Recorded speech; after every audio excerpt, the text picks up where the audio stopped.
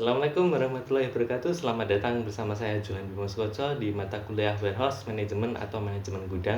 Kita masuk ke materi ke-13 terkait K3 Logistik. Mata kuliah ini diperuntukkan bagi mahasiswa di program studi S1 Terapan Manajemen dan Administrasi Logistik Sekolah Vokasi Universitas Diponegoro. Kita mempelajari terkait Participate in Environmentally Sustainable Work Practice. Jadi elemen yang kita pelajari adalah pertama identifikasi penggunaan sumber daya saat ini, kemudian mematuhi peraturan lingkungan dan menerapkan strategi peningkatan kinerja. Identifikasi penggunaan sumber daya saat ini semacam memahami masalah lingkungan dan efisiensi sumber daya tempat kerja yang diidentifikasi sebaik mungkin. Kemudian sumber daya yang digunakan dalam peran kerja sendiri yang diidentifikasi sebaik mungkin. Penggunaan sumber daya saat ini diukur dan didokumentasikan dengan menggunakan teknik yang sesuai sampai dengan bahaya lingkungan tempat kerja diidentifikasi dan dilaporkan kepada personel yang tepat. Kemudian mematuhi peraturan lingkungan, prosedur diikuti untuk memastikan kepatuhan, pelanggaran atau potensi pelanggaran dilaporkan ke personel yang tepat juga. Menerapkan strategi peningkatan kinerja melalui rencana organisasi untuk meningkatkan praktik lingkungan dan efisiensi sumber daya diikuti.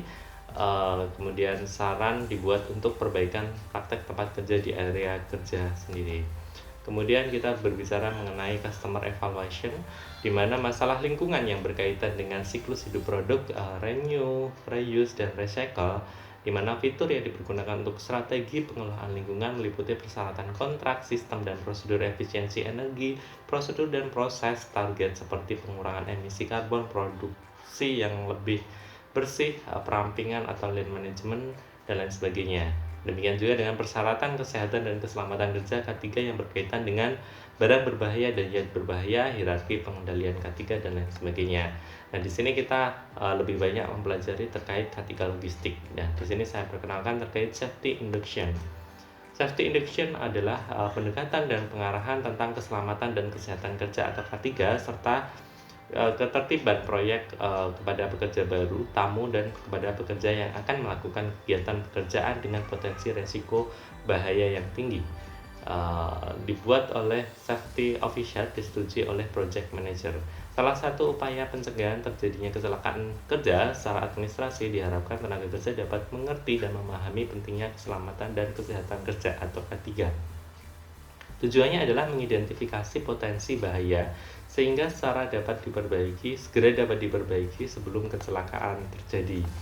Adapun dasar hukumnya terkait safety induction ini adalah Undang-Undang Nomor 1 Tahun 1970 tentang Keselamatan Kerja. Safety induction diwajibkan bagi setiap perusahaan.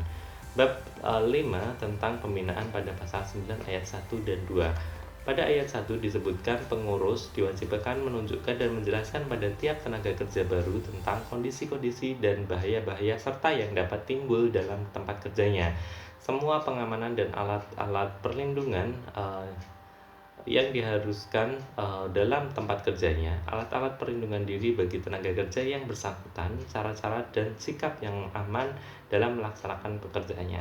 Ayat 2 disebutkan bahwa pengurus hanya dapat memperkerjakan tenaga kerja yang bersangkutan setelah ia yakin bahwa tenaga kerja tersebut telah memenuhi syarat-syarat tersebut di atas.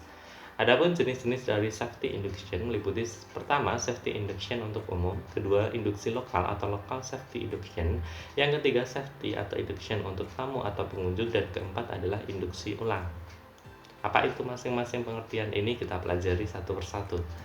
Safety induction untuk umum, yaitu pengarahan tentang K3 yang bersifat umum. Induksi ini diberikan kepada karyawan baru atau karyawan yang kembali setelah 6 bulan atau lebih meninggalkan kegiatan atau setelah pulang dari masa cuti.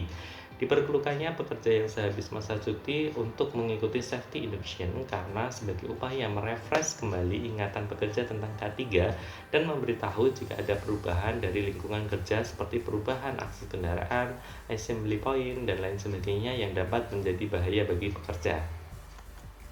Yang kedua adalah induksi lokal atau local safety induction, pengarahan tentang K3 yang bersifat khusus atau spesifik yang diberikan kepada karyawan baru yang telah mengikuti induksi umum dan karyawan mutasi atau pindahan dalam perusahaan yang sama. Induksi ini dilakukan secara spesifik sesuai departemen yang akan dimasuki oleh pekerja baru, dalam artian departemen terkait yang melakukan induksi kepada calon pekerja atau anggotanya masing-masing. Kemudian yang ketiga ada safety induction untuk tamu. Pengarahan tentang K3 secara singkat yang diberikan khusus untuk tamu atau pengunjung yang akan memasuki area operasional perusahaan.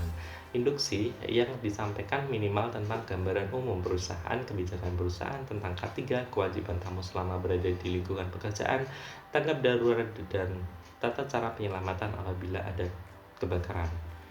Kemudian yang keempat ada induksi ulang. Pengarahan tentang K3 yang diberikan kepada karyawan yang melakukan penyimpangan prosedur dan atau kurang paham terhadap aspek K3 selama melaksanakan tugasnya. Adapun hal-hal yang perlu dipahami di dalam safety induction yaitu materi tentang kebijakan perusahaan, mensosialisasikan potensi bahaya yang terdapat pada perusahaan, kewajiban para tamu atau pegawai baru yang harus dipatuhi ketika berada di lingkungan perusahaan termasuk kewajiban menggunakan alat pelindung diri atau APD, kemudian sosialisasi fasilitas yang ada di perusahaan, prosedur mengenai jalur evakuasi dan tempat berkumpul atau muster atau assembly point pada keadaan darurat.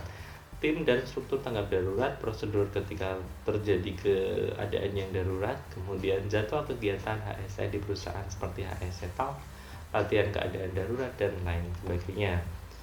Nah, pertanyaannya siapa yang berwenang memberikan safety induction ini? Tidak hanya petugas HSE atau Health Safety and Environment, namun siapapun yang ditunjuk atau diberi kewenangan oleh perusahaan yang lebih paham tentang potensi bahaya di lingkungan kerjanya. Sebaiknya dilakukan oleh masing-masing departemen yang lebih paham tentang potensi bahaya di lingkungan kerjanya dan dilakukan di masing-masing lokasi. Demikian materi yang dapat kita pelajari. Materi ini saya ambil dari materi persiapan sertifikasi BNSP Republik Indonesia bidang logistik dengan skema warehouse supervisor dari LKP Logistik Indonesia, dari materi dari Ibu Harsanti Widyaningtyas CPSCM. Jadi materi ini dipersiapkan untuk mahasiswa sebelum nanti ikut kesertakan di dalam sertifikasi kompetensi terkait warehouse supervisor. Demikian yang dapat kita pelajari. Terakhir saya mengutip quote dari Jack Lee Stewart, harus ada kepemimpinan untuk meningkatkan keselamatan. Saya Johan Bima Sugata, sampai jumpa di materi-materi berikutnya. Assalamualaikum warahmatullahi wabarakatuh.